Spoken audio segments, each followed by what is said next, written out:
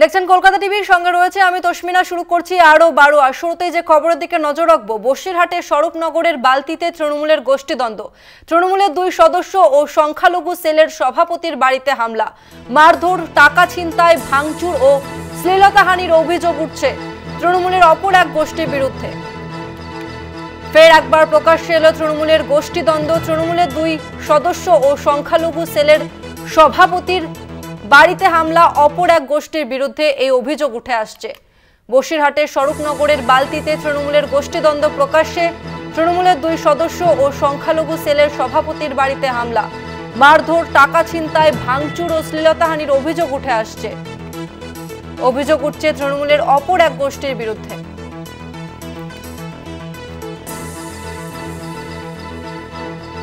স্বরূপনগরে ফের প্রকাশ্যে তৃণমূলের গোষ্ঠীদ্বন্দ্ব। তৃণমূলের 2 সদস্য ও সংখ্যালঘু সেলের সভাপতির বাড়িতে হামলার অভিযোগ। এই ঘটনায় মারধর, টাকা ছিনতাই, ভাঙচুর ও শ্লীলতাহানির অভিযোগ উঠে আসছে তৃণমূলের অপর এক গোষ্ঠীর বিরুদ্ধে। এই মুহূর্তে আমাদের সঙ্গে ফোন লাইনে রয়েছে প্রতিনিধি সঞ্জিত চক্রবর্তী। সঞ্জিত, ঠিক কি অভিযোগ উঠে আসছে? দেখো, উত্তর 24 পরগনার যে স্বরূপনগর ব্লক রয়েছে, বালতি নিতন্দকাটি গ্রাম পঞ্চায়েতের 2 জন রানিং মেম্বার, একজন তৃণমূলের নেতা, তার বিরুদ্ধে রাতের অন্ধকারে কিন্তু বাড়িতে ভাঙচুর চলায়, তাদের মারধর করে, এমনকি শ্লীলতাহানির অভিযোগ। ইতিমধ্যে এই ঘটনার জন্য এলাকায় যথেষ্ট চাঞ্চল্য ছড়িয়েছে। আক্রান্ত তৃণমূলের মেম্বার নেতারা তারা দাবি করছেন যে অপর গোষ্ঠী অর্থাৎ শেখর দাসের গোষ্ঠী তাদের উপর পরিকল্পিতভাবে হামলা চালিয়েছে। প্রশ্ন হচ্ছে, এখানে বিশেষ করে ফের তৃণমূলের গোষ্ঠীদ্বন্দ্ব প্রকাশ্যে হয়েছে স্বরূপনগরে। একদিকে একে অপরের উপরে আঙুল তুলেছে। ইতিমধ্যে ঘটনার তদন্ত শুরু করেছে স্বরূপনগর থানার পুলিশ। পুরো বিষয়টা দেখছে এখন কি কারণে এই রাতের অন্ধকারে হামলা চালিয়েছে, কেন ভাঙচুর করলো, কেন মারধর করালো, এমনকি তাদের বাড়ি থেকে বেশ কিছু লক্ষাধিক টাকা কিন্তু ছিনতাই করা হয়েছে বলে অভিযোগ। আক্রান্তর দাবি তারা একটা গোষ্ঠীর সঙ্গে জড়িত, কিন্তু অপর গোষ্ঠী তৃণমূলের তারাই পরিকল্পিতভাবে জায়গা তৈরি করার জন্য, অর্থাৎ তাদের ভয় দেখানোর জন্য, এমনকি এলাকায় তাদের সাম্রাজ্য বিস্তার করার জন্য এই ধরনের ঘটনা ঘটিয়েছে। এই নিয়ে কিন্তু জেলা নেতৃত্ব কিন্তু একেবারে পুরো বিষয়টা এড়িয়ে গেছেন। তারা এই বিষয়টা কিছু বলতে চাচ্ছেন না, কিন্তু যার বিরুদ্ধে অভিযোগ তিনি বলেছেন এটা গোষ্ঠীদ্বন্দ্ব না, এটা তাদের অভ্যন্তরীণ বিষয়। কে বা কারা করেছে পুলিশ তদন্ত করে দেখুন। ইতিমধ্যে বিরোধীরা কিন্তু তারা বলছেন যত বিধানসভা নির্বাচন এগিয়ে আসবে ততই এই তৃণমূলের গোষ্ঠীদ্বন্দ্ব প্রকাশ আসবে, এমনটা দাবি করছেন। ওখানে যেহেতু এলাকা দখল এবং ভাগ বাঁচার লড়াইয়ের মধ্যে একের ওপরে হামলা চালিয়েছে বলে অভিযোগ। ইতিমধ্যে দলীয়ভাবে কিন্তু ইতিমধ্যে একটা রিপোর্ট তৈরি করার চেষ্টা করছে, কেনই বা হামলা চালালো, কিন্তু কিভাবে হামলা চালালো আর কেন চালালো, এর পিছনে অন্য কোনো কারণ আছে কিনা সেটাও তদন্ত করে দেখছে একদিকে নেতৃত্ব, অন্যদিকে প্রশাসন। তদন্তকারীরা মনে করছে যে ইতিমধ্যে এই ঘটনার যারা ঘটিয়েছে তাদের প্রত্যক্ষদর্শীদের সঙ্গে কথা বলে বয়ান রেকর্ড করছে। একে অপরের উপরে এই হামলা চালানোর ঘটনায় রীতিমতো স্বরূপনগরের তৃণমূলের গোষ্ঠীদ্বন্দ্ব প্রকাশ্যে এসেছে। ধন্যবাদ তোমাকে সঞ্জিত।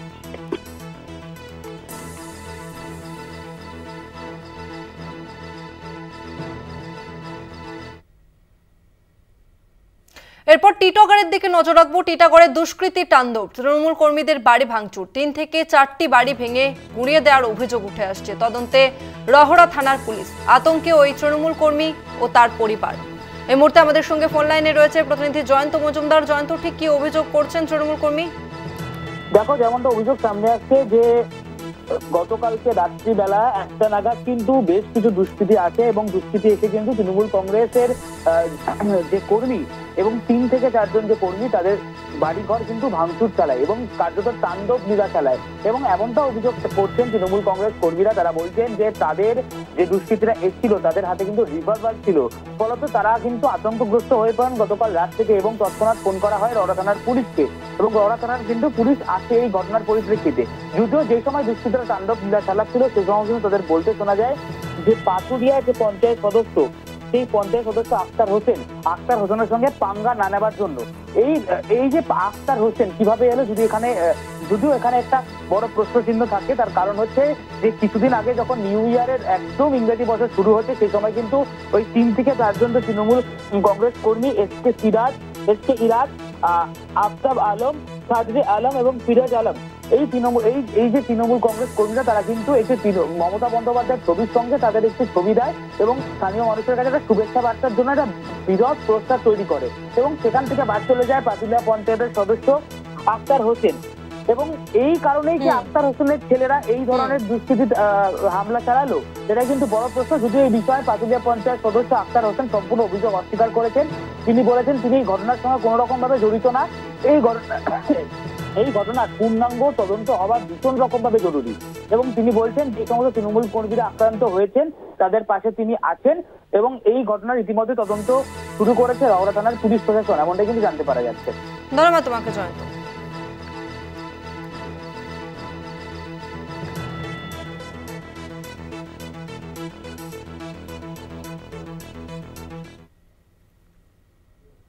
কালচিনি ব্লকের বিভিন্ন জায়গায় ফের আবাস নিয়ে বিক্ষোভ, ঘরের বেহাল অবস্থা, নাম নেই আবাসের তালিকায়, যোগ্যদের বঞ্চিত করার অভিযোগে ক্ষোভ প্রকাশ। ঘটনায় সরব কালচিনির বিধায়ক বিশাল লামা। কালচিনি ব্লকের বিভিন্ন জায়গায় ফের আবাস নিয়ে বিক্ষোভ দেখা দিয়েছে। ঘরের বেহাল অবস্থা, নাম নেই আবাসের তালিকায়, যারা যোগ্য তাদের নাম নেই আবাসের তালিকায়, এমনটাই কিন্তু অভিযোগ উঠে আসছে কালচিনি থেকে এবং যার জেরে ফের বিক্ষোভ দেখা দিয়েছে স্থানীয় বাসিন্দাদের মধ্যে। যোগ্যদের বঞ্চিত করার অভিযোগে ক্ষোভ প্রকাশ। ঘটনায় সরব কালচিনির বিধায়ক বিশাল লামা। কালচিনি ব্লকের বিভিন্ন জায়গায় ফের আবাস নিয়ে বিক্ষোভ দেখা দিয়েছে। এই মুহূর্তে আমাদের সঙ্গে ফোন লাইনে রয়েছে প্রতিনিধি অজয় শাহ। অজয়, ফের কালচিনিতে আবাস নিয়ে বিভিন্ন জায়গাতে বিক্ষোভ দেখা দিচ্ছে, ঠিক কি অভিযোগ করছেন তারা?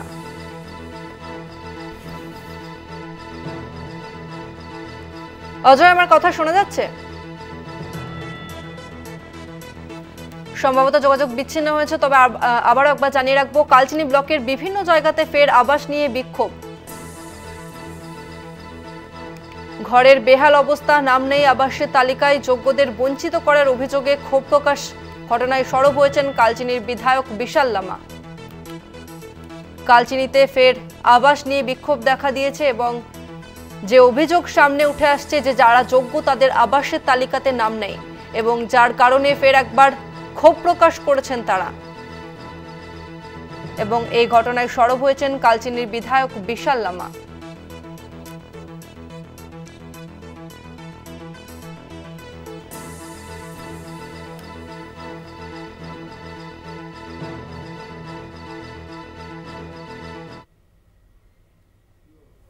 আরামবাগে ফের পুকুর ভরাট করে নির্মাণের অভিযোগ। মহকুমা ভূমি ও ভূমি রাজস্ব অফিসের সামনেই পুকুর ভরাট। কাউন্সিলরের দাবি, বারবার বলার পরেও কাজ বন্ধ হয়নি। কাজ বন্ধ না হলে আইনি পদক্ষেপ বললেন পুর প্রধান। আরামবাগে ফের পুকুর ভরাট করে নির্মাণের অভিযোগ উঠে আসছে। মহকুমা ভূমি ও ভূমি রাজস্ব অফিসের সামনেই পুকুর ভরাট। কাউন্সিলরের দাবি, বারবার বলার পরেও কাজ বন্ধ হয়নি।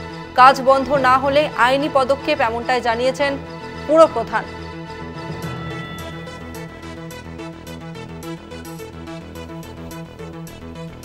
আরামবাগে ফের পুকুর ভরাট করে নির্মাণের অভিযোগ উঠে আসছে। মহকুমা ভূমি ও ভূমি রাজস্ব অফিসের সামনেই পুকুর ভরাটের কাজ চলছে এবং এই ঘটনায় কাউন্সিলর তিনি দাবি করেছেন যে বারবার বলার পরেও এই পুকুর ভরাটের কাজ বন্ধ হয়নি এবং অন্যদিকে কাজ বন্ধ না হলে আইনি পদক্ষেপ নেওয়া হবে, এমনটাই জানিয়েছেন পুর প্রধান।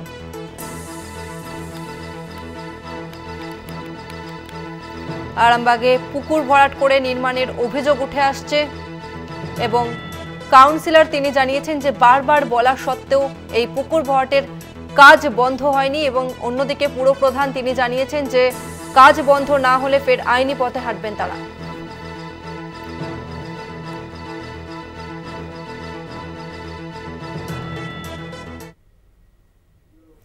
এরপর যে খবরে নজর রাখবো, খড়দহে নেশাগ্রস্ত মহিলার তাণ্ডব। ঘটনায় বিরক্ত 13 নম্বর ওয়ার্ডের সূর্য সেনের বাসিন্দারা। মহিলাকে মানসিক হাসপাতালে ভর্তি করে পুলিশ।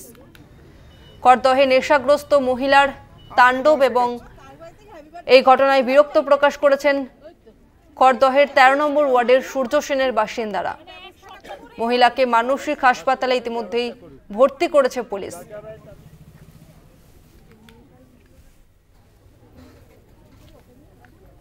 খড়দহে নেশাগ্রস্ত মহিলার তাণ্ডব, ঘটনায় বিরক্ত স্থানীয় মানুষরা। খড়দার 13 নম্বর ওয়ার্ডের সূর্য সেনের বাসিন্দাদের অভিযোগ যে মধ্যরাতে নেশাগ্রস্ত অবস্থায় তাণ্ডব চালায় ওই মহিলা এই মুহূর্তে আমাদের সঙ্গে আবারও রয়েছে ফোন লাইনে প্রতিনিধি জয়ন্ত মজুমদার। জয়ন্ত, ঠিক কি অভিযোগ উঠে আসছে? যে খড়দা সুদ্দেশন অঞ্চলে এক মহিলা কিন্তু বসবাসরত এবং নেশা করে কিন্তু এলাকার মানুষের উপর ধরা হয় এবং কার্যত তাণ্ডব বিরাজ হয়। এবং গতকাল রাতেও কিন্তু এমন ছবি কিন্তু ধরা পড়ে এবং দেখা যায় যে মহিলা কিন্তু নেশাগ্রস্ত অবস্থায় কিন্তু স্থানীয় মানুষদের কিন্তু ধরা হয় এবং তাদের মারধর করে বলে অভিযোগ সামনে আসে। এবং গোটা ঘটনায় কিন্তু খড়দা সুদ্দেশন অঞ্চলে গোল পড়ে যায়। ফলত গোটা ঘটনার পরিস্থিতি নিয়ন্ত্রণে আনতে কিন্তু খড়দা থানার পুলিশ কিন্তু এই ঘটনাস্থলে উপস্থিত হয় এবং ওই মহিলাকে কিন্তু খড়দা থানার পুলিশ নিয়ে যায় তার হাসপাতাল করার জন্য সেখানে নিয়ে যায় এবং গোটা ঘটনার যে পরিস্থিতি উদ্বেগজনক সেই পরিস্থিতি কিন্তু নিয়ন্ত্রণে আনে খড়দা থানার পুলিশ। এবং বর্তমানে যেমনটা পরিস্থিতি জানতে পারা যাচ্ছে যে মহিলা মানসিক ভারসাম্যহীন এবং তাকে কিন্তু মেন্টাল যে হসপিটাল স্থানীয় একদমই বোঝা গেছে। ধন্যবাদ তোমাকে জয়ন্ত।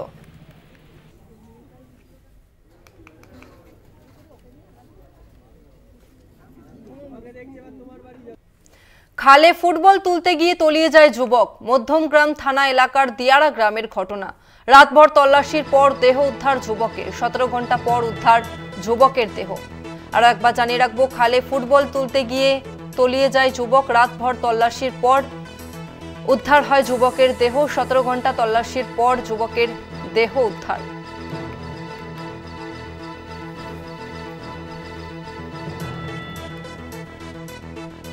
ফুটবল খেলতে গিয়ে বল খালে পড়ে যায় এবং সেই বল তুলতে গিয়ে তলিয়ে যায় যুবক। মধ্যমগ্রাম থানা এলাকার দিয়ারা গ্রামের এই ঘটনা এলাকায় শোকের ছায়া নেমে এসেছে। রাতভর তল্লাশির পর দেহ উদ্ধার হয়েছে যুবকের। প্রায় 17 ঘন্টা পর উদ্ধার হয়েছে যুবকের মৃতদেহ এবং এই ঘটনা এলাকায় শোকের ছায়া। খেলতে খেলতে বল খালে পড়ে যায় এবং সেই বল তুলতে গিয়েই তলিয়ে যায় এক যুবক। মধ্যমগ্রাম থানা এলাকার দিয়ারা গ্রামের ঘটনা। রাতভর তল্লাশির পর অবশেষে যুবকের মৃতদেহ উদ্ধার হয়েছে। এই মুহূর্তে আমাদের সঙ্গে ফোন লাইনে রয়েছে প্রতিনিধি শাকিল মুস্তাক। শাকিল, কি আপডেট? এবং দিয়ারা এবং এই যে মধ্যমগ্রাম থানা এলাকার রাজারহাট থানা যে বর্ডার, সেই বর্ডারের দিয়ারা গ্রামে গতকাল বিকালে যখন একদল যুবক যে ফুটবল খেলার মাঠে ফুটবল খেলছিল এবং সেই সময় খালে বল পড়ে যায়। সেই বল তুলতে গিয়ে কিন্তু ঋষভ কুন্ডু নামে এক 20 বছরের যুবক তিনি কিন্তু এই বল তুলতে নামে খালে এবং সেখান থেকেই কিন্তু তলিয়ে যায়। এরপরে স্থানীয় বন্ধুরা তারা যখন সে খাল থেকে উদ্ধার করার চেষ্টা করে তারপরে কিন্তু তলিয়ে যায়, উদ্ধার করতে পারেনি। এরপরে কিন্তু রাজারহাট থানা এবং মধ্যমগ্রাম থানার পুলিশকে খবর দেওয়া হলে ঘটনাস্থলে আসে রাজারহাট থানার পুলিশ এবং মধ্যমগ্রাম থানার পুলিশ। এবং রাজারহাট থানার পুলিশের পক্ষ থেকে একজন ডুবুরিকে তল্লাশি করতে নামানো হয়। এরপরে কিন্তু সারা রাত ভোর যখন তল্লাশি করে স্থানীয় বাসিন্দারা কিন্তু বিক্ষোভ দেখাতে থাকে যে মধ্যমগ্রাম থানার পুলিশ কিন্তু কোনো স্টেপ নিচ্ছে না। এরপরে আজ সকাল থেকে মধ্যমগ্রাম থানার পুলিশ ডিএসআর ম্যানেজমেন্টের যে টিম তারা কিন্তু সকাল থেকে সেই খালে কিন্তু তল্লাশি অভিযান শুরু করে। তারপরে আজ সকাল 11টা নাগাদ প্রায় 17 ঘন্টা পর সেই যুবক ঋষভ কুন্ডুর কিন্তু মৃতদেহ উদ্ধার করে মধ্যমগ্রামের ডিএসআর মেজারমেন্টের টিম। ইতিমধ্যেই কিন্তু মৃত যুবককে ময়নাতদন্তের জন্য পাঠানো হয়েছে স্থানীয় হাসপাতালে। ধন্যবাদ তোমাকে শাকিল।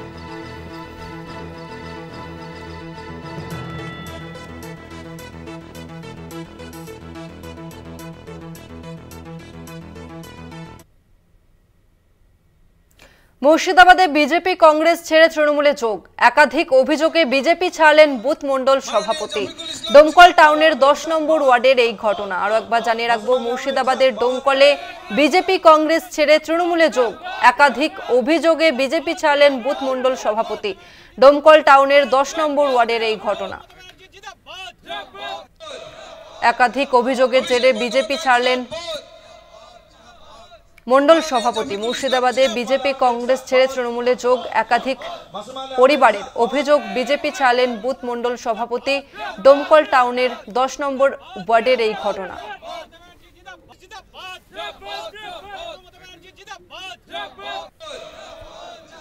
অভিষেক বন্দ্যোপাধ্যায় জিন্দাবাদ,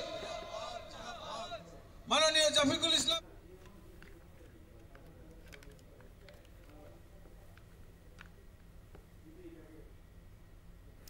সরকারি জমি জবরদখল নিয়ে কড়া মুখ্যমন্ত্রী মমতা বন্দ্যোপাধ্যায়। নতুন করে জবরদখল বরদাস্ত নয়, এলাকা দখল মুক্ত করার নির্দেশ মুখ্যমন্ত্রীর। সরকারি জমি দখলের অভিযোগ সামনে এলে এসপি, বিডিও, ডিএমদের ছেড়ে কথা বলবেন না, হুঁশিয়ারি মমতার।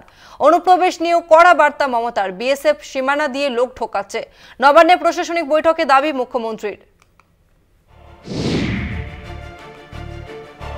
সরকারি জমি জবরদখল নিয়ে এবার অ্যাকশনে মুখ্যমন্ত্রী। দখল হওয়া জমি ফেরত করতে অবিলম্বে ব্যবস্থা নিতে হবে। প্রশাসনিক কর্তাদের উদ্দেশ্যে কড়া বার্তা মমতার। সরকারি জমির মিউটেশন যারা করেছিল তাদের বিরুদ্ধে কড়া শাস্তি হুঁশিয়ারি দেন তৃণমূল সুপ্রিমো। এই জমিগুলোর মিউটেশন কে দিল? বিল্ডিং এর পারমিশন কে দিল? তাদের বিরুদ্ধেও কিন্তু অ্যাকশন হবে। বেশ কিছুদিন ধরেই রাজ্যের বিভিন্ন প্রান্ত থেকে সরকারি জমি দখলের অভিযোগ আসছিল। এদিন নবান্নের প্রশাসনিক বৈঠকেও মুখ্যমন্ত্রীর মুখে শোনা যায় সেই প্রসঙ্গ। সরকারি জমি দখলের অভিযোগ সামনে এলে প্রশাসনিক কর্তাদেরও ছেড়ে কথা বলবেন না বলে হুঁশিয়ারি দেন মমতা বন্দ্যোপাধ্যায়। জেলা শাসকদের উদ্দেশ্যে কড়া বার্তা মুখ্যমন্ত্রীর। যারা গভর্নমেন্ট ল্যান্ড দখল করে অলরেডি বসে গেছে, নতুন করে যেন আরো কোনো এনক্রোচমেন্ট না হয়। এটা কিন্তু নতুন করে কোনো এনক্রোচমেন্ট হলে আমি সেই এলাকার এসপি কে এবং আইসি কে আমি সঙ্গে সঙ্গে অ্যাকশন নেব, এবং বিডিওরাও বাদ যাবে না। ডিএমরাও যদি ভাবে আমি ঘরে বসবো, আমি এগুলো লক্ষ্য রাখবো না, আমি কাউকেই টলারেট করবো না। ফের দেউচা পাচামি নিয়ে কড়া মমতা বন্দ্যোপাধ্যায়। বালি পাচার নিয়ে বীরভূমের জেলা শাসককে কড়া হুঁশিয়ারি দেন তৃণমূল সুপ্রিমো। বীরভূমের ডিএম কে ডাকছি বিধান, তোমার ওখানে যে গতিতে কাজ তুমি শুরু করেছিলে, হঠাৎ এমন কি হলো যে বালি সবচেয়ে বেশি পাচার ওখানে হচ্ছে? দেউচা পাঁচমিতেও কেউ কি করছে তোমাকে আর বলছি না, তুমি জানো, আমিও জানি, সিএমও জানে সবটা, এই সিএসও জানে সবটা। আমি তোমার সময় দিচ্ছি, 7 দিনের মধ্যে এগুলোকে রিকভারি করো।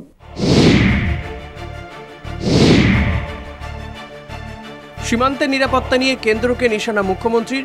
বিএসএফই রাজ্যের একাধিক সীমান্ত দিয়ে মানুষ ঢোকাচ্ছে, তাই এবার কেন্দ্রকে সেই বিষয়ে নজর দেওয়ার দাবি মমতা বন্দ্যোপাধ্যায়ের। বিএসএফ ইসলামপুর দিয়ে লোক ঢোকাচ্ছে, সিতাই দিয়ে ঢোকাচ্ছে, চোপড়া দিয়ে ঢোকাচ্ছে, আরো অনেক জায়গা দিয়ে ঢোকাচ্ছে। বিএসএফ মেয়েদের উপর অত্যাচার করছে।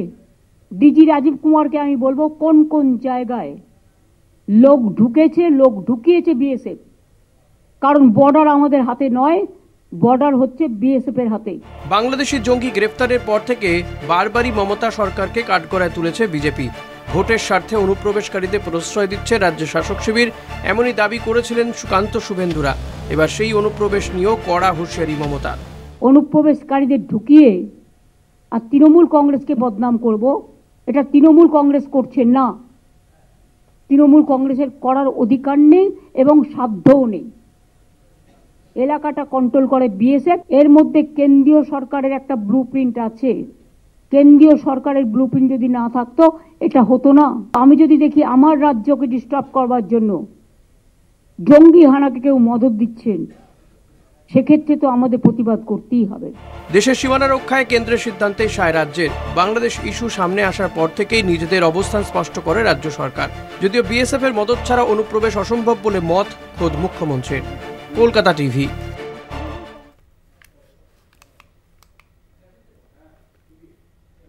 বাংলায় জঙ্গি অনুপ্রবেশ নিয়ে বিরোধীদের নিশানা ডায়মন্ড হারবারের সাংসদ অভিষেক বন্দ্যোপাধ্যায়। সীমান্ত রক্ষার দায়িত্ব বিএসএফ এর, রাজ্য পুলিশের নয়, ফের মনে করালেন তৃণমূল সেনাপতি। আবাস নিয়েও সরব অভিষেক।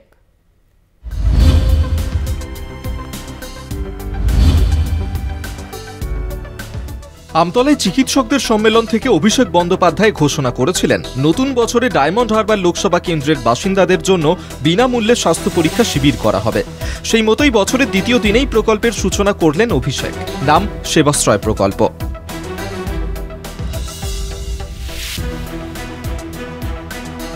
এই লোকসভা কেন্দ্রের মোট 7টি বিধানসভায় এই সেবাশ্রয় প্রকল্প চলবে। ডায়মন্ড হারবার লোকসভা কেন্দ্রের 7টি বিধানসভায় সেবাশ্রয়, মোট 300টি স্বাস্থ্য শিবির আয়োজন হবে। কর্মসূচিতে যোগ প্রায় 1200 চিকিৎসকের। বিনামূল্যে ওষুধ বিতরণ, হেল্প ডেস্ক, অ্যাপ ভিত্তিক রেজিস্ট্রেশন ও রিয়েল টাইম আপডেট, শিবিরে রক্তচাপ, blood glucose, malaria, dengue, HIV, jaundice পরীক্ষা করা হবে। 12টি সরকারি হাসপাতালে রেফারেল পরিষেবা। ডায়মন্ড হারবার বিধানসভা এলাকায় মোট 41টি স্বাস্থ্য শিবির। প্রতিটি বিধানসভায় মাসে 10 দিন স্বাস্থ্য শিবিরের আয়োজন। 40টি শিবির এক একটি বিধানসভায়। সব বিধানসভা এলাকাতেই একটি মডেল ক্যাম্প। প্রতিটি জায়গায় স্ট্যান্ড বাই অ্যাম্বুলেন্স থাকবে। শিবির থেকে প্রত্যেককে দেওয়া হবে একটি বই। বইয়ে থাকবে স্বাস্থ্য সচেতনতা সংক্রান্ত বার্তা। এই যে প্রকল্প আমরা করছি সেবাশ্রয়, ভারতবর্ষে এর আগে কোনো দিন আজ পর্যন্ত কোনো লোকসভা বিধানসভায় আজ পর্যন্ত কেউ করেনি। First time. ডায়মন্ড হারবারে 7টা বিধানসভা, 71টা গ্রাম পঞ্চায়েত, কলকাতা পুরসভার যদি আমি 6টা ওয়ার্ড ধরি তাহলে এইদিকে 3টে পুরসভার 4টে পুরসভার সাথে প্রায় 93টা ওয়ার্ড এবং প্রায় 300টা ক্যাম্প আগামী 75 দিনে আয়োজন করা হবে। ডায়মন্ড হারবার বিধানসভায় 40টা ক্যাম্প আয়োজন করা হয়েছে, যেখানে একটা মডেল ক্যাম্প রয়েছে এবং 39টা সাধারণ ক্যাম্প রয়েছে। প্রত্যেকটা বিধানসভায় একটা করে মডেল ক্যাম্প থাকবে এবং বাকিগুলো সাধারণ ক্যাম্প থাকবে। এদিন শিবিরের সূচনা করে অভিষেক বলেন, 2025 সালে কোনো নির্বাচন নেই। নির্বাচনের সময় উড়ে এসে জুড়ে বসার রাজনীতি করি না। এই বছরে কোনো নির্বাচন নেই। আমরা শুধুমাত্র নির্বাচনের সময় উড়ে এসে জুড়ে বসার মতো রাজনীতি করি না। এই গোটা বছর কোনো নির্বাচন নেই। জানুয়ারি মাসে নেই, ফেব্রুয়ারি মাসে নেই, মার্চ মাসে নেই, এপ্রিলে নেই, মেতে নেই, জুনে নেই, জুলাইয়ে নেই, অগস্টে নেই, সেপ্টেম্বর, অক্টোবর, নভেম্বর, ডিসেম্বর কোনো নির্বাচন নেই। আগামী 1 বছর কোনো নির্বাচন। আমরা প্রতি বছর এই কাজটা করি। কোভিডের সময় 2020 সালে কোনো নির্বাচন ছিল না। করোনাকালে ডায়মন্ড হারবার মডেল ব্যাপক সাড়া ফেলেছিল বাংলায়। এবার বিনামূল্যে চিকিৎসা পরিষেবা দিতে নয়া উদ্যোগ অভিষেক বন্দ্যোপাধ্যায়ের। ডায়মন্ড হারবারে পথ চলা শুরু সেবাশ্রয়ের। মানুষ প্রধানের রিপোর্ট, কলকাতা টিভি।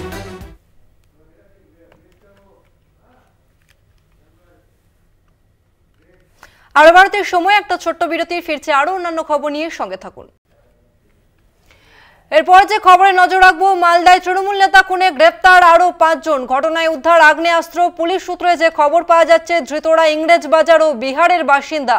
বৃহস্পতিবার সকালে দুষ্কৃতীদের গুলিতে খুন হন তৃণমূল নেতা দুলাল সরকার। মালদায় তৃণমূল নেতা দুলাল সরকার খুনে গ্রেপ্তার আরো 5 এবং এই ঘটনায় উদ্ধার হয়েছে আগ্নেয়াস্ত্র। পুলিশ সূত্রে খবর, ধৃতরা ইংরেজ বাজার ও বিহারের বাসিন্দা। তৃণমূল নেতা দুলাল সরকার খুনের ঘটনায় গ্রেপ্তার আরো 5 এবং এই ঘটনায় উদ্ধার হয়েছে আগ্নেয়াস্ত্র। পুলিশ সূত্রে খবর, ধৃতরা বিহারের বাসিন্দা।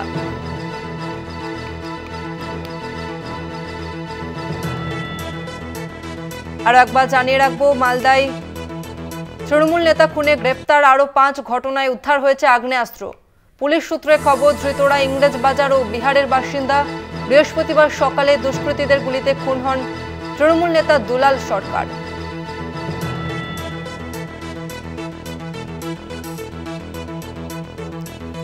মালদা তৃণমূল নেতা দুলাল সরকার ওরফে বাবলাকে খুনের ঘটনায় আরো 5 জনকে গ্রেপ্তার করল পুলিশ এবং ধৃতদের মধ্যে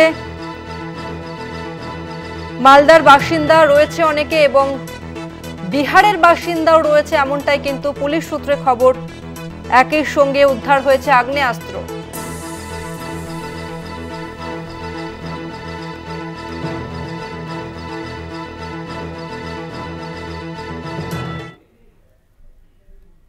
এরপর যে খবরে নজর রাখবো, পরিত্যক্ত খনিতে পড়ে গেলেন যুবক। জামুরিয়া থানার কাটাগড়িয়া এলাকার ঘটনা। খবর পাওয়া মাত্র ঘটনাস্থলে পৌঁছয় পুলিশ ও উদ্ধারকারী দল। দুর্ঘটনাগ্রস্ত যুবক রানীগঞ্জের বাসিন্দা ভীষম রায়। ঘটনাস্থলে পৌঁছন কাউন্সিলর রূপেশ যাদব। সিআইএসএফ এর তাড়া খেয়ে সে খাদানে পড়ে যায় বলে জানান কাউন্সিলর। পরিত্যক্ত খাদান বন্ধ না করে ফেলে রাখা সবচেয়ে বড় অপরাধ দাবি কাউন্সিলরের।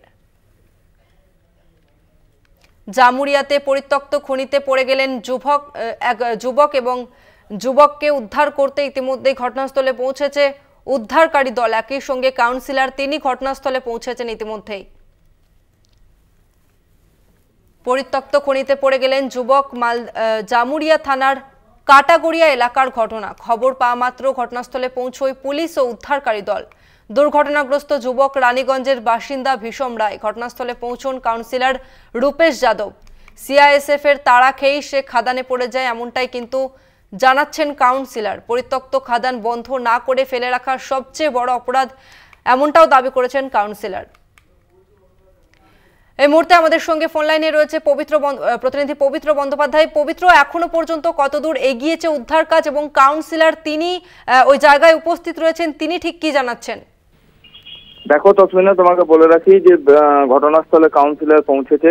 স্থানীয় যে ছেলেটি ভীষম রায় নামে রানীগঞ্জের বাসিন্দা এবং তার যে ওয়ার্ড, সেই ওয়ার্ডের 37 নম্বর ওয়ার্ডের কাউন্সিলর রূপেশ যাদব সেই ঘটনাস্থলে পৌঁছেছে এবং তার দাবি যে এই যে ইসিএল এর যে বৈধভাবে অনেক কলিয়ারি আগে কয়লা খনন করেছে এবং সেই সব খনি বালি বা জল ভর্তি না করেই তোমার ছেড়ে ফেলে দিয়েছে এবং তারপর থেকে অবৈধ কয়লা খনন তৈরি হয়েছে ওই অঞ্চলে এবং তার ফলে কি হয়, র্যাট হোলের মতন হোল থাকে এবং ঘটনাস্থলে তোমাকে বলে রাখি যে এই র্যাট হোলের মতন হোল হওয়ার ফলে অনেকেই যারা মাঠে ঘাটে যারা চলাফেরা করে তারা অনেক সময় ওই অবৈধ খাদানগুলোতে পড়ে যায় এবং তোমাকে বলে রাখি যে লোকাল স্থানীয় যে কাউন্সিলর তার বক্তব্য যে সিআইএসএফ থেকে নাকি তাড়া করছিল স্থানীয় তার পাশে যে ঘটনাস্থল তার পাশেই একটি তোমার খাদান আছে ইসিএল এর বৈধ খাদান আছে, কলিয়ারি আছে, সেই কলিয়ারি থেকে যে সিআইএসএফরা নাকি তাড়া করে এবং তারপরে সেই তাড়া খেয়ে ওই ভীষম রায় যুবক সেই ঘটনাস্থলে যে খাদান সেই খাদানে অবৈধ খাদানে পড়ে যায় এবং পড়ে যাওয়ার ফলে এখনো অব্দি তার তল্লাশি চলছে, খোঁজ করছে এবং তোমাকে বলে রাখি রেস্কিউ টিম পৌঁছেছে। সেই রেস্কিউ টিম তাকে উদ্ধার করার কাজ চালাচ্ছে যদিও, কিন্তু তোমার প্রশ্ন একটাই আসছে যে কেন ইসিএল এই যে অবৈধ খাদান বা কলিয়ারিগুলো বা সিআইএসএফ যে তারা কেন ওই তাড়া করছে কিন্তু কেন সেই অবৈধ খাদানগুলোকে বন্ধ করছে না। এখন উদ্ধার কাজ চলছে এখনো। সেই যে রায় সে মাটি কলিয়ারি সেই যে অবৈধ খাদান, তুমি নজর রেখো। আপাতত ধন্যবাদ তোমাকে।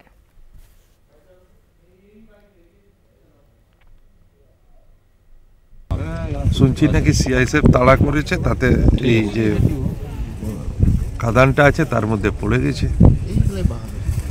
4 ঘন্টা ধরে বলা হচ্ছে কিন্তু এখন অবধি সেই রকম কোনো রেসপন্স করলেও কিন্তু রেস্কিউটা হচ্ছে না। বা সাধারণ মানুষ আমরা চাইছি রেস্কিউ, ইসিএল এর এইরকমভাবে খুলে ছেড়ে দেওয়াটা তো সবচেয়ে বড় অপরাধ। জাতিগত শংসাপত্র জাল করার অভিযোগে পদ খোয়ালেন পঞ্চায়েত প্রধান কুসুম সাহা। ফারাক্কার বাহাদুরপুর গ্রাম পঞ্চায়েতের প্রধান কুসুম এই সংক্রান্ত নির্দেশিকা জারি করেছেন জঙ্গিপুর মহকুমা শাসক। কুসুম সাহার নামে শংসাপত্রটি ইস্যু হয়েছিল 31 মার্চ 2023-এ। একই সঙ্গে পঞ্চায়েত সদস্য পদ ও প্রধানের পদ বাতিল করা হয়েছে। গত পঞ্চায়েত নির্বাচনে কুসুম সাহা বাহাদুরপুর গ্রাম পঞ্চায়েতের 16 নম্বর সংসদ থেকে প্রতিদ্বন্দ্বিতা করেন। বামপ্রার্থী হিমাংশু শেখর সাহাকে পরাজিত করেন। পরবর্তীকালে তিনি মহিলাদের জন্য সংরক্ষিত বাহাদুরপুর গ্রাম পঞ্চায়েতের প্রধান নির্বাচিত হন।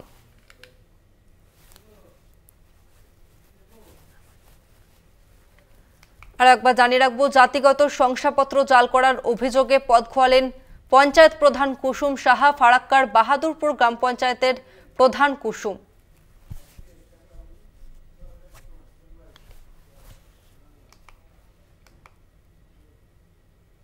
ওষুধ কিনে বাড়ি ফেরার পথে দুর্ঘটনায় মৃত্যু দাদু নাতির।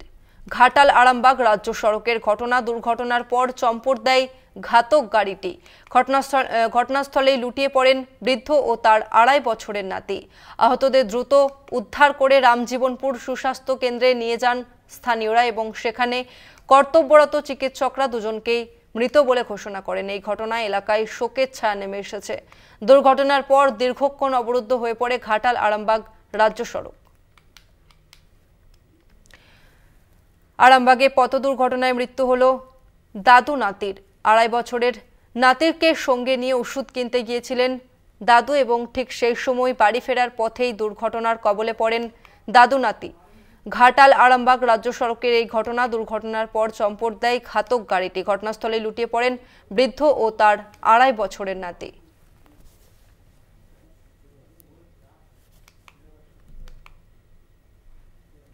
ধুঁকছে রাজ্যের বিভিন্ন সরকারি প্রাথমিক স্কুল। পরিকাঠামোর অভাব, ইংরেজি মাধ্যম স্কুলের বাড়বাড়ন্ত রাজ্যের প্রাথমিক স্কুলগুলির ক্ষেত্রে বড় বাধা হয়ে দাঁড়িয়েছে। এরই মাঝে বারুইপুরে নবগ্রাম পঞ্চায়েতের কদমপুরে নয়া সরকারি প্রাথমিক স্কুলের স্কুল উদ্বোধন করলেন স্থানীয় বিধায়ক বিভাস সর্দার। 2013 সালে স্কুলটি নির্মাণের অনুমোদন পায়, ভবন তৈরির কাজও শুরু হয়ে যায়। তারপর নানা কারণে স্কুল হয়নি। অবশেষে নতুন বছরে স্কুলের উদ্বোধন হলো। চলতি শিক্ষাবর্ষ থেকে স্কুলের পঠন পাঠন শুরু হয়েছে বলে জানা গিয়েছে। এই মুহূর্তে আমাদের সঙ্গে ফোন লাইনে রয়েছে প্রিয়গোপাল মুখোপাধ্যায় প্রতিনিধি। প্রিয়গোপাল, এই স্কুল উদ্বোধনে কতটা খুশি স্থানীয় বাসিন্দারা, তারা কি বলছেন? একদম দেখো, তোমাকে যেটা প্রথমে বলে রাখবো যে রাজ্য জুড়ে প্রাথমিক স্কুল বন্ধের খবরের মধ্যে নতুন একটি সরকারি প্রাথমিক স্কুল শুরু হলো বারুইপুরে নবগ্রাম পঞ্চায়েতের কদমপুরে। বৃহস্পতিবার স্কুলের উদ্বোধন করে স্থানীয় বিধায়ক বিভাস সর্দার। উপস্থিত ছিলেন জেলার প্রাথমিক সংসদের চেয়ারম্যান অজিত নায়েক, বারুইপুর পঞ্চায়েত সমিতির সহ সভাপতি শ্যামসুন্দর চক্রবর্তী সহ আরো অন্যান্য নেতৃবৃন্দরা। প্রশাসন সূত্রে খবর 2013 সালে স্কুলটি অনুমোদন পায়, ভবন তৈরির কাজ শুরু হলেও তারপর নানা কারণে স্কুল শুরু হয়নি। অবশেষে বিভাস সর্দারের নিজস্ব উদ্যোগে কিন্তু সেই স্কুল শুরু হয় এবং সেই স্কুল শুরু হওয়ার পরে কিন্তু এলাকাবাসীরা খুবই আনন্দিত এবং তারা যে অনেক দূরে যে তাদের ছেলেদের পড়তে পাঠাতো সেটা আর পাঠাতে হবে না। ঘরের কাজে যে স্কুল শুরু হয়েছে তাতে এলাকাবাসীরা খুবই আনন্দিত এবং বারুইপুর পূর্ব বিধানসভার বিধায়ক বিভাস সর্দারকে তারা এই ব্যাপারে তারা ধন্যবাদ দিচ্ছেন। ধন্যবাদ তোমাকে প্রিয়গোপাল।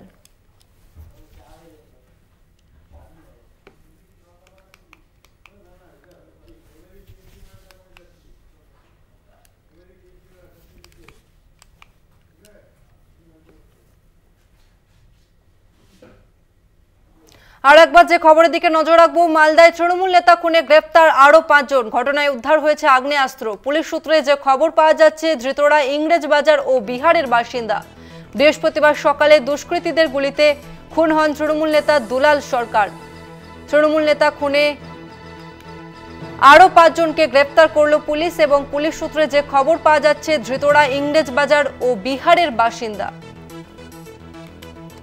মালদায় তৃণমূল নেতা খুনে গ্রেফতার আরো 5। ঘটনায় উদ্ধার হয়েছে আগ্নেয়াস্ত্র। পুলিশ সূত্রে খবর, ধৃতরা বিহার ও ইংরেজ বাজারের বাসিন্দা। এই মুহূর্তে আমাদের সঙ্গে ফোন লাইনে রয়েছে প্রতিনিধি গৌতম চক্রবর্তী। গৌতম, আরো 5 জনকে গ্রেফতার করলো পুলিশ, কোন সূত্র ধরে তাদের গ্রেফতার করলো, কোথা থেকে তাদের গ্রেফতার করা হলো? দেখো, গতকাল যখন ঘটনাটা ঘটে তারপর থেকে যে পুলিশের যে সিসিটিভি ক্যামেরা এবং ড্রাইভার দুলাল সরকারের যে ড্রাইভার, সেই ড্রাইভারের বয়ানের ভিত্তিতে মালদা মানিকচক যে রাজ্য সড়ক রয়েছে সেখানে চণ্ডীপুর ভাঙা ব্রিজ সেই এলাকা থেকে প্রথমে 2 জনকে ধরে এবং এই 2 জনের মধ্যে একজনের বাড়ি ছিল হচ্ছে বিহারের কাটিয়ারে।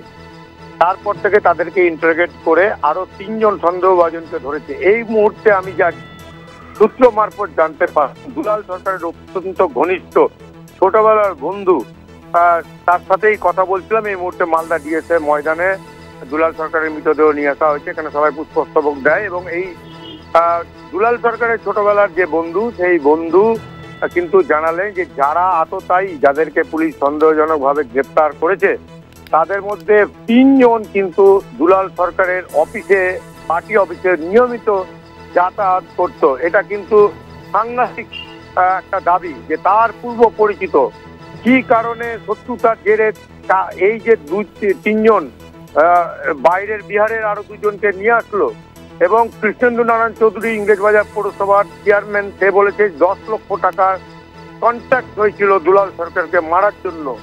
এই 10 লক্ষ টাকা তারা কোথায় পেল, কে দিল, এই সমস্ত বিষয় নিয়ে কিন্তু আজকে পুলিশ তদন্ত এবং জিজ্ঞাসাবাদ করছে। ধৃতদেরকে এই মুহূর্তে ধৃতদের নাম 2 জনের নাম পাওয়া গেছে, বাকি 3 জনের নাম পুলিশ এই মুহূর্তে বলতে চাইছে না। যে আরো কারা থাকতে পারে, নাম জানলে হয়তো তারা পালিয়েও যেতে পারে। আজকে তাদেরকে মালদা জেলা আদালতে 2য় অধ্যায়ে তোলা হতে পারে, এমনটাই পুলিশ সূত্র মারফত জানতে পারলাম। কিন্তু এখন পর্যন্ত জেলা পুলিশই এই ঘটনার তদন্ত করছে। সিআইডি কিন্তু কোনো রকম তদন্ত ভার এখন পর্যন্ত নেয়নি এবং সিআইডির এক আধিকারিকের সঙ্গে আমার কথা হচ্ছিল, এবং সিআইডি আধিকারিক বলে যে এটা জেলা পুলিশই এই তদন্তের ক্ষেত্রে যথেষ্ট এবং মোটামুটি এই খুনের যে মোটিভ এবং যারা অপরাধী তাদেরকে চিহ্নিত করে ফেলেছে প্রায়, ফলে সিআইডির আর তদন্তের কোনো দরকার নেই, জেলা পুলিশই এই তদন্ত করবে। এর সঙ্গে সঙ্গে আজকে সকাল থেকে ইংরেজবাজার পৌরসভার চেয়ারম্যান কৃষ্ণেন্দু নারায়ণ চৌধুরীর বাড়িতে পুলিশি নিরাপত্তা বাড়ানো হয়েছে। এর সঙ্গে সঙ্গে আরো ৬-৭ জন কাউন্সিলর তৃণমূলের, তারা কিন্তু প্রকাশ্যে না বললেও নিজেদের মধ্যে আলোচনা করছে যে তাদেরকে যেন নিরাপত্তা দেওয়া হয়, তাদের সিকিউরিটি দেওয়া হয়। একটা কথা বলে রাখি যে এই দুলাল সরকারের সিকিউরিটি ছিল, কিন্তু নিরাপত্তা রক্ষী ছিল, কিন্তু জেলা পুলিশ এই নিরাপত্তা রক্ষী তুলে নেয় এবং কেন তুলে নিল তা নিয়ে গতকাল মুখ্যমন্ত্রী কিন্তু নিজেই পুলিশের বিরুদ্ধে ক্ষোভ প্রকাশ করেছেন। এবং এর আগেও 2007 সালে বাবলা সরকারের উপর অর্থাৎ দুলাল সরকারের উপর গুলি চালিয়েছিল দুষ্কৃতীরা। সেই যাত্রায় প্রাণে বেঁচে যায়, গুলি পেট ছুঁয়ে বেরিয়ে গেল। তখন কিন্তু বামফ্রন্টের আমল এইরকম ভাবে কোনো বিশেষ একটা তদন্ত হয়নি। দুলাল সরকার কিন্তু এই যে দুষ্কৃতীদের নজরে ছিল, যে কোনো সময় তার উপরে হামলা হতে পারে, তারপরেও কেন পুলিশের কাছে এই রিপোর্ট ছিল না যে তাকে তার নিরাপত্তা দরকার এবং তার মুভমেন্ট যেন রেস্ট্রিকশনের মধ্যে থাকে, পুলিশের পক্ষ থেকে এটা করা থাকে। তোমার কাছে এখানে জানতে চাইবো, যেমনটা তুমি জানালে যে এই যে কজন গ্রেফতার হয়েছে তার মধ্যে 2 জন দুলাল সরকারের অফিসে প্রায়শই যাতায়াত করতো, এই ঘটনায় তৃণমূলের জেলা নেতৃত্বের কি প্রতিক্রিয়া? না, জেলা নেতৃত্ব এগুলো নিয়ে এখন কোনো মন্তব্যই করছে না, যেহেতু বিষয়টা খোদ মুখ্যমন্ত্রী দেখছেন এবং মুখ্যমন্ত্রী যেহেতু রাজ্য পুলিশের ডিজিকে যেন সঠিক তদন্ত হয় সেইটা নির্দেশ দিয়েছেন। ফলে মুখ্যমন্ত্রী এবং ডিজি যেহেতু বিষয়টা মনিটর করছে, এখানে এই জেলা লেভেলে কিছু স্তরের নেতারা কিন্তু মুখ্যমন্ত্রীর উপরে তো নয়, তারা বিশেষ কিছুই বলছেন না। পুলিশের পক্ষ থেকে খালি এইটুকুটা আমি করেছি যে 5 জনকে নিয়ে এসে জিজ্ঞাসাবাদ করা হচ্ছে, জেলা পুলিশ তাদেরকে আটক করেছে এবং যে বাইক পালসার বাইক, লাল রঙের বাইক, নাম্বার প্লেটহীন, সেই বাইকও পুলিশ গতকাল রাতে উদ্ধার করে এবং বাইকটি পুলিশের হেফাজতে রয়েছে।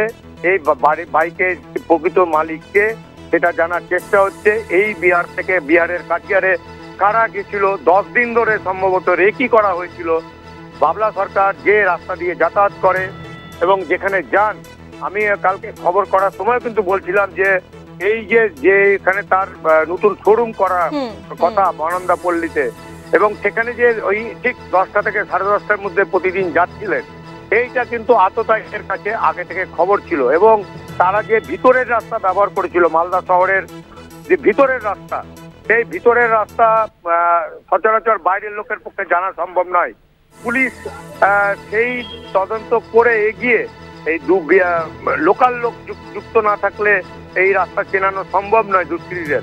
ফলে লোকাল লোকেদের সূত্র পাওয়া গেছে। এখন আরো কারা কারা যুক্ত আছে, এই যে 10 লক্ষ টাকা দেওয়া হচ্ছে, ইংলিশবাজার পৌরসভার চেয়ারম্যান কৃষ্ণেন্দু নারায়ণ চৌধুরী বলেছেন যে এই 10 লক্ষ টাকা দিয়ে সুপারি কিলার নিয়েছে মৃত্যু নিশ্চিত করার জন্য, তাদেরকে একদম কন্ট্যাক্ট করা হয়েছিল। এবং তুমি দেখবে যে সিসিটিভির ফুটেজ পাওয়া গেছে, যেখানে তার প্রথমে গুলি চালানোর পর পিঠে দিকে গুলি লাগে, দুলাল সরকার পড়ে যান।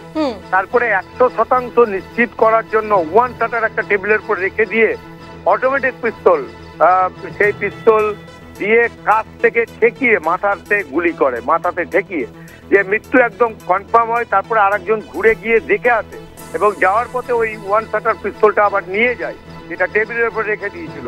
সব মিলিয়ে এই যে এরা একদম নৃশংস হত্যাকারী এবং এদের কাছে কোনো দয়া মায়া নেই, এটা একদমই গৌতম ভয়ঙ্কর সেই সিসিটিভির ফুটেজ ইতিমধ্যেই প্রকাশ্যে এসেছে এবং সেই ঘটনা সকলেই দেখেছে এবং ইতিমধ্যে এই ঘটনার তদন্ত শুরু করেছে পুলিশ। ধন্যবাদ তোমাকে গৌতম। আরো একবার জানিয়ে রাখবো, মালদা তৃণমূল নেতা খুনে গ্রেপ্তার করা হয়েছে আরো 5 জনকে। আগেই 2 জনকে পুলিশ গ্রেপ্তার করেছিল আর এরপর নতুন করে আরো 5 জনকে গ্রেপ্তার করলো পুলিশ, অর্থাৎ মোট 7 জনকে গ্রেপ্তার করলো পুলিশ। একই সঙ্গে ঘটনায় উদ্ধার হয়েছে আগ্নেয়াস্ত্র। পুলিশ সূত্রে যে খবর জানা যাচ্ছে, ধৃতেরা ইংরেজবাজার ও বিহারের বাসিন্দা। বৃহস্পতিবার সকালে দুষ্কৃতীদের গুলিতে খুন হন তৃণমূল নেতা দুলাল সরকার।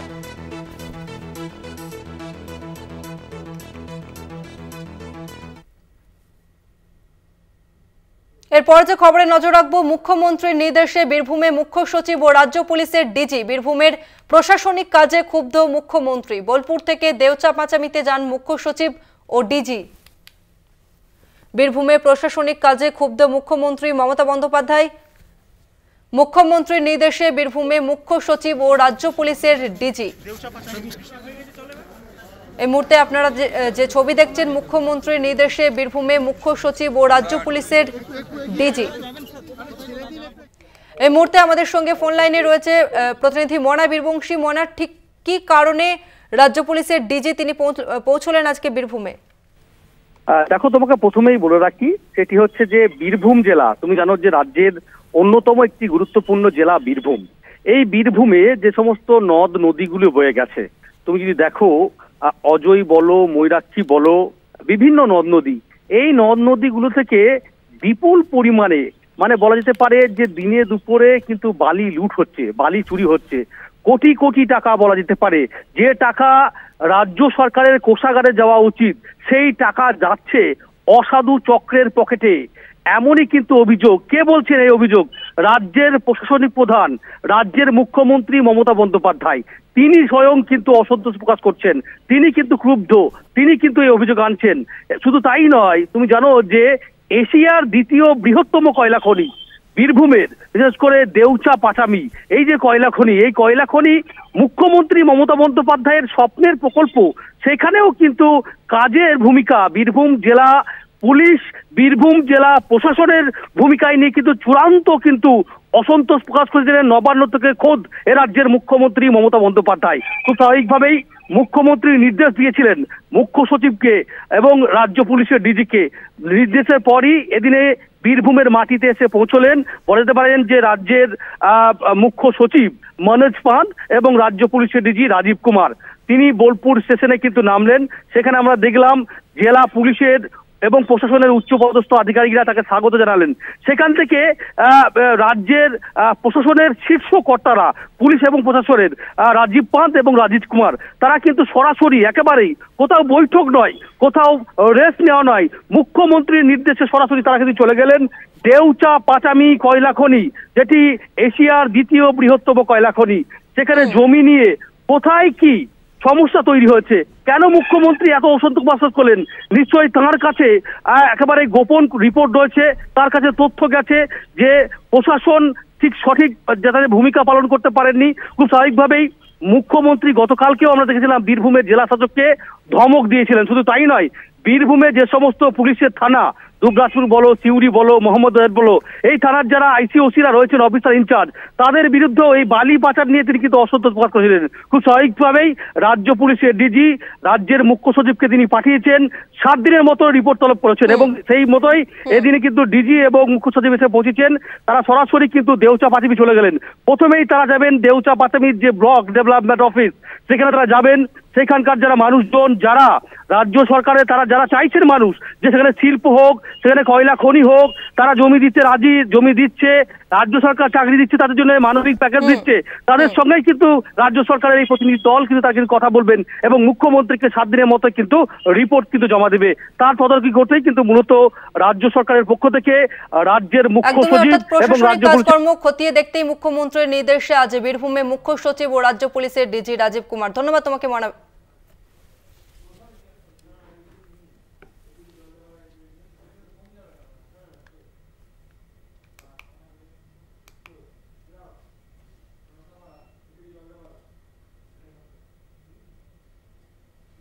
এরপর যে খবরে নজর রাখবো, জঙ্গলে ঘেরা আলিপুরদুয়ার জেলার কোদাল বস্তি গ্রাম। নতুন বছরের শুরুতে পর্যটকের ঢল জলদাপাড়ায়। পর্যটক বোঝায় গাড়ি নিয়ে চলছে জঙ্গল সাফারি। বছরের শুরুতে পর্যটকের ঢল নামতে খুশি ব্যবসায়ীরাও।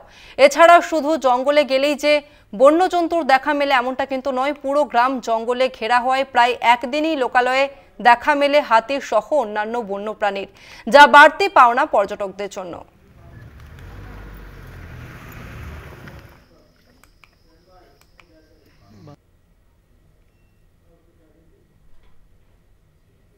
অন্যদিকে আলিপুরদুয়ারে শুরু হলো 19তম বিশ্ব ডুয়ার্স উৎসব। ডুয়ার্সের কৃষ্টি ও সংস্কৃতিকে তুলে ধরতে ডুয়ার্স উৎসবের আয়োজন করা হয় প্রতি বছর।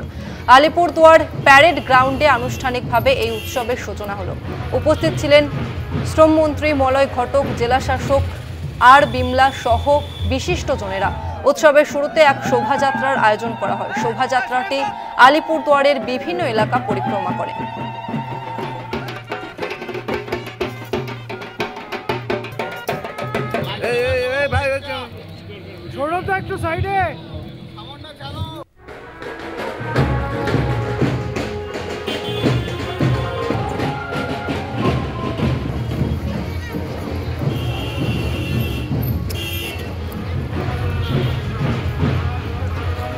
আলিপুরদুয়ারে শুরু হলো 19তম বিশ্ব ডুয়ার্স উৎসব। ডুয়ার্সের কৃষ্টি ও সংস্কৃতিকে তুলে ধরতে ডুয়ার্স উৎসবের আয়োজন করা হয় প্রতি বছর, এবং এবছরও তার ব্যতিক্রম হলো না। ইতিমধ্যে শুরু হয়েছে সেই উৎসব।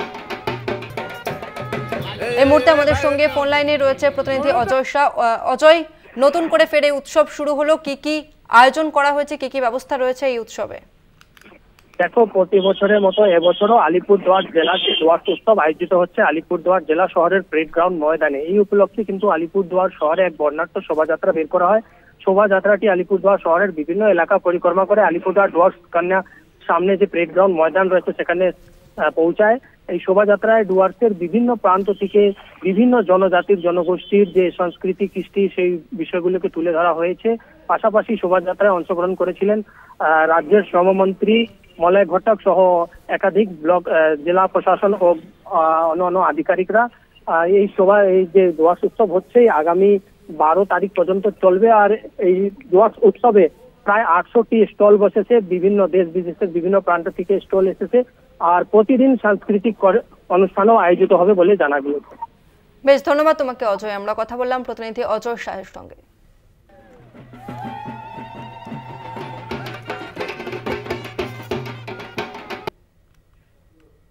আরো বারো আজ এই পর্যন্তই। দেখতে থাকুন কলকাতা টিভি রাত দিন 7 দিন।